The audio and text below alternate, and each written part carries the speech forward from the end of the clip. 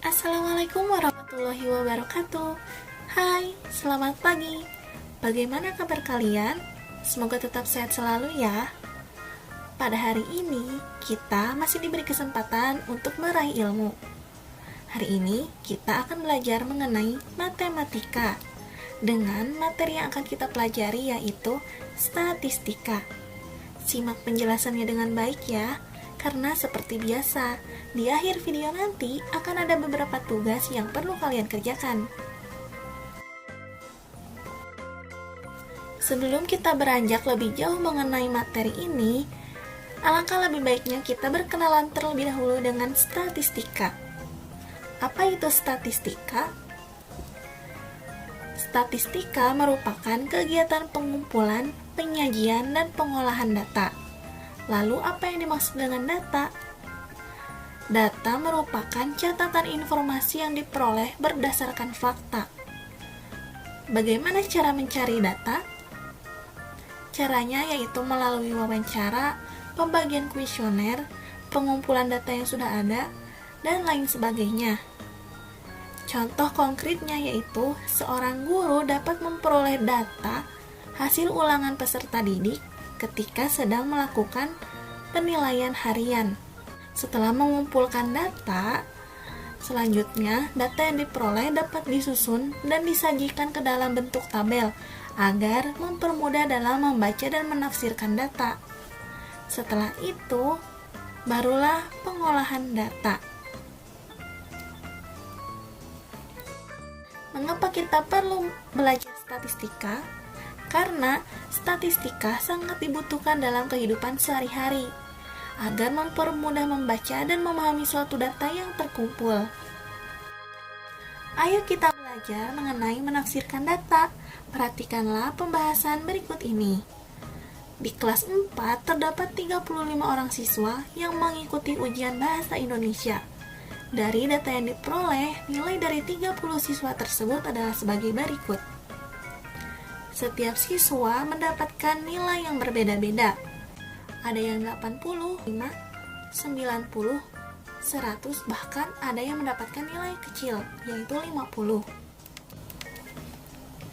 Ayo kita sajikan data di atas ke dalam bentuk tabel.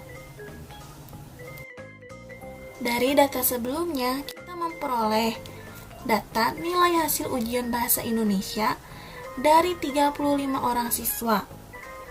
Data yang telah diperoleh dapat disusun dan disajikan ke dalam bentuk tabel agar mempermudah dalam membaca dan menafsirkan data. Langkah-langkah menyajikan data dalam bentuk tabel. Yang pertama yaitu kalian tentukan dulu kelompok data. Kita lihat pada nilai tersebut. Nilai berapa saja yang muncul dalam data tersebut?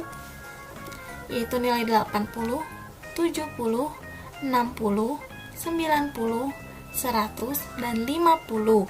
Berarti kelompok datanya ada 6. 50, 60, 70, 80, 90, dan 100. Setelah itu, kita hitung. Kita hitung banyak data pada setiap data kelompok. Lalu kita tuliskan pada tabel. Kita buat tabel yang terdiri dari nilai hasil ujian bahasa Indonesia, turus, dan frekuensi. Tadi telah kita peroleh bahwa kelompok nilai yang muncul yaitu nilai 50, 60, 70, 80, 90, dan 100. Nah, selanjutnya kita hitung banyak data pada kelompok nilai tersebut. Kita mulai dari kelompok nilai 50.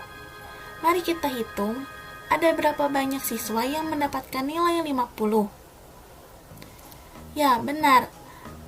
Yang mendapatkan nilai 50 terdiri dari 3 orang siswa. Artinya kita membuat turus sebanyak 3 buah. Lalu kita tuliskan frekuensinya 3. Frekuensi merupakan banyak data pada setiap kelompok data. Kita lanjut pada nilai 60. Kita hitung berapa banyak siswa yang mendapatkan nilai 60. Jawabannya adalah 6 siswa. Maka kita tuliskan turusnya 6, dan frekuensinya 6. Lalu kita lihat kelompok nilai yang ketiga, yaitu 70.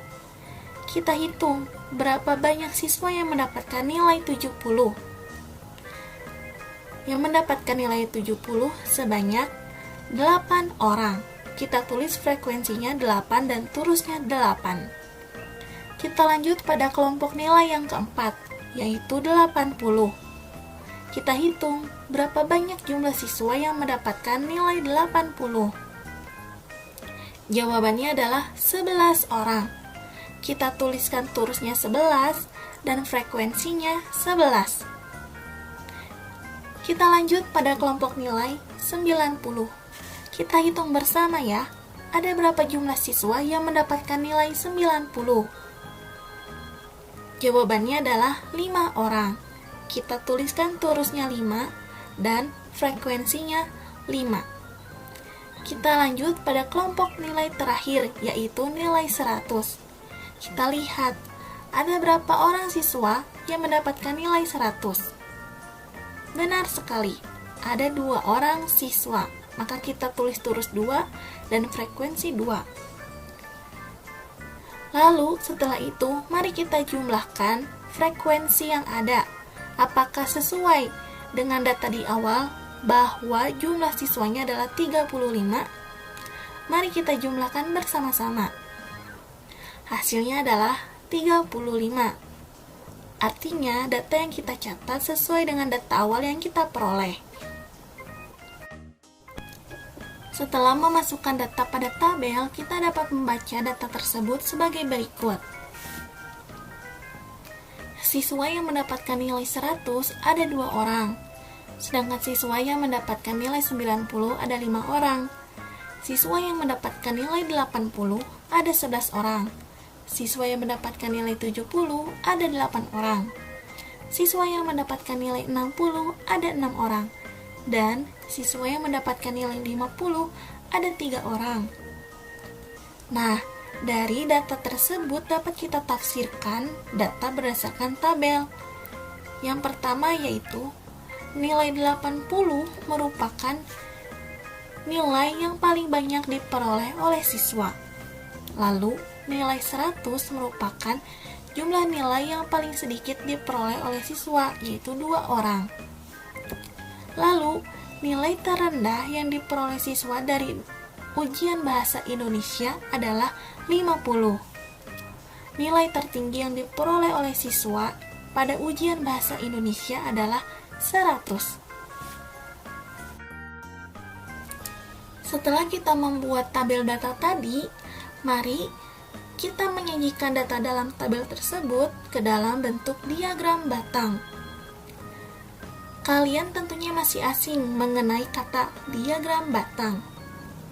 Diagram batang merupakan diagram yang menyajikan data dalam bentuk persegi panjang tegak ataupun persegi panjang mendatar yang sama besar dan terpisah. Langkah-langkah dalam membuat diagram batang yang pertama yaitu sajikan data dalam bentuk tabel. Kedua, tuliskan nama jenis data pada sumbu mendatar dan data pada sumbu tegak. Ketiga, buatlah batang pada setiap nama jenis data dengan tinggi sesuai banyak data. Pastikan jarak batang setiap jenis data sama besar. Agar lebih memahaminya, mari kita praktikkan bersama. Sebelumnya, kita telah membuat tabel data mengenai hasil ujian bahasa Indonesia siswa kelas 4. Ingat bahwa langkah pertama membuat diagram batang adalah sajikan data dalam bentuk tabel. Hal ini telah kita lakukan. Selanjutnya, kita buat diagram batang. Pertama-tama, kalian gambarlah sumbu mendatar yang berisi nilai dan sumbu tegak yang berisi data jumlah siswa. Lalu kita lihat kembali pada tabel data. Kita lihat kelompok-kelompok data yang ada, yaitu nilai 50 sampai dengan 100. Kita tuliskan kelompok-kelompok data ini pada sumbu mendatar. 50, 60, 70, 80, 90, dan 100. Setelah itu, kita buat sumbu mendatar selanjutnya yang berisikan frekuensi jumlah siswa. Kita tidak perlu menuliskan seluruh jumlah siswa, yaitu 35, tapi kita lihat pada kolom frekuensi. Pada kolom frekuensi, jumlah siswa tertinggi adalah 11 orang. Maka kita membuat sumbu mendatar sebanyak 11 garis. Mari kita buat bersama-sama.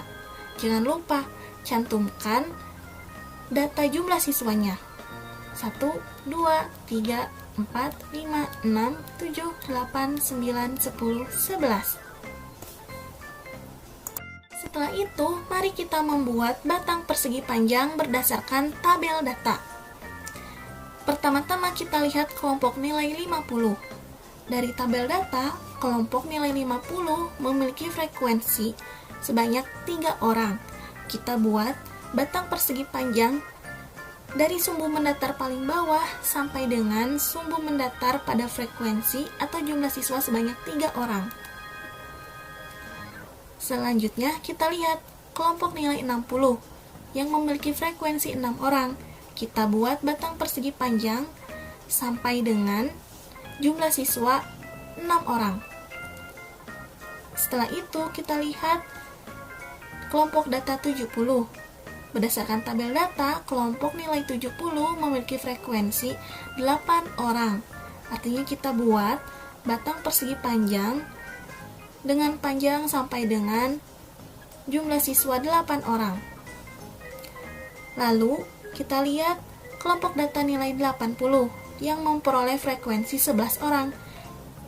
Kita gambar batang persegi panjang sampai dengan garis di angka 11. Setelah itu kita lihat kelompok data nilai 90. Berdasarkan tabel data, kelompok nilai 90 memiliki frekuensi 5 orang. Kita buat batang persegi panjang sampai dengan garis angka 5. Terakhir, kita lihat kelompok data nilai 100. Berdasarkan tabel data, kelompok nilai 100 memiliki frekuensi sebanyak 2 orang. Kita buat batang persegi panjang sampai dengan garis angka 2. Inilah hasil diagram batang yang telah kita buat bersama-sama. Bagaimana? Mudah bukan dalam membuat diagram batang? Kuncinya adalah kalian harus menuliskan terlebih dahulu tabel data dengan teliti. Setelah kita mengetahui cara membuat diagram batang, mari kita buat pula diagram garis.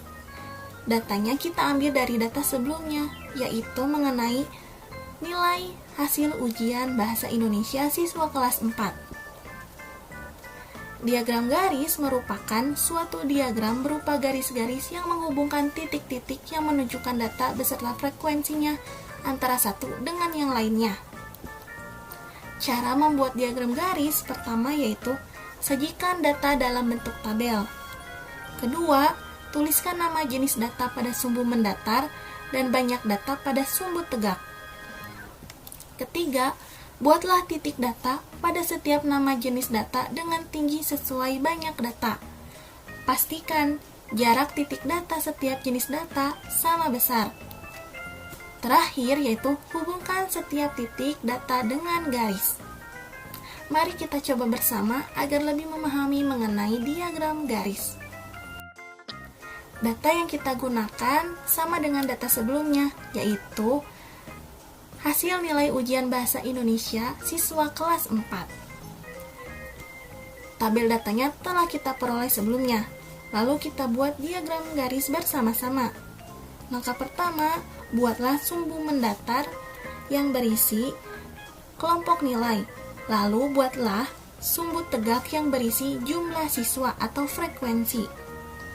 Lalu kita tuliskan kelompok-kelompok nilai pada sumbu mendatar yang berisi nilai, yaitu 50, 60, 70, 80, 90, dan 100.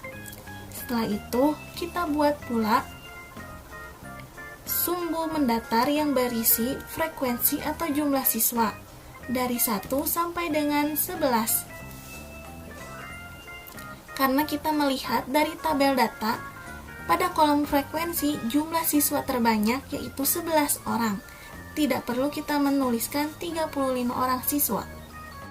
Setelah itu kita lihat kelompok nilai pertama, yaitu nilai 50 yang memiliki frekuensi 3.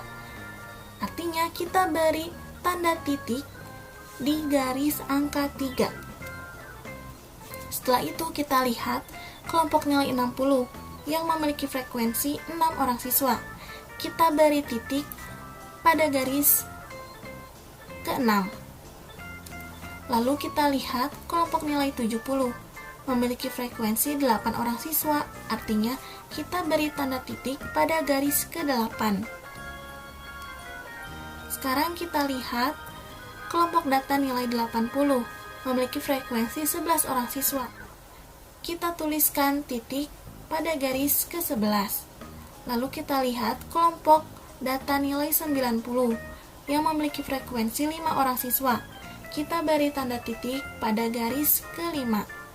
Lalu, lihat nilai data 100 memiliki frekuensi 2. Kita tuliskan titik pada garis dengan jumlah siswa 2 orang. Setelah itu, kita hubungkan titik-titik tersebut dengan garis. Nah, jadilah sebuah diagram garis dari tabel data nilai hasil ujian Bahasa Indonesia siswa kelas 4. Untuk data pada sumbu tegak, yaitu jumlah siswa, kalian tidak harus menuliskan angka 1 sampai dengan 11. Kalian bisa menggunakan variasi lain, misalnya 10, 20, 30, 40, 50, dan seterusnya. Disesuaikan dengan tabel data yang kalian miliki. Semoga materi yang disampaikan pada hari ini dapat bermanfaat bagi kalian semua. Tiba saatnya pada pemberian tugas. Kerjakanlah tugas-tugas berikut dengan teliti. Kalian bisa meminta bantuan kepada orang tua ataupun kakak kalian dalam mengerjakan tugasnya. Sekian materi yang disampaikan pada hari ini. Mohon maaf bila ada kesalahan ataupun kekeliruan dalam menyampaikan materi. Jangan lupa untuk like jika kalian menyukai video ini, share ke teman-teman kalian agar teman-teman kalian mendapatkan ilmu yang sama dengan kalian, dan subscribe. Terima kasih. Wassalamualaikum warahmatullahi wabarakatuh.